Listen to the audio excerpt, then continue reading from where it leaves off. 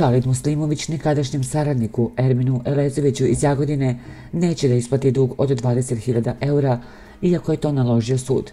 Presuda je doneta pre 5 godina, ali i pored toga Muslimoviću ne pada na pamet da vrati novac.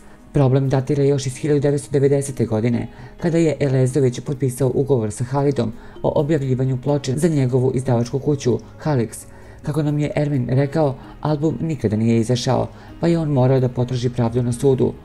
Pre 5 godina je doneta presuda u Kragujevcu. Sudija je usvojio moj zahtev da mi Muslimović vrati novac koji sam mu dao pre 27 godina. Ali ni to ništa ne vredi, ja njega ni pored presude ne mogu da nateram da vrati dug. Požalio se Ermin, koji je medijima poslao kopiju sudske presude iz 2012. godine. Halid nije komentarisao ove navode.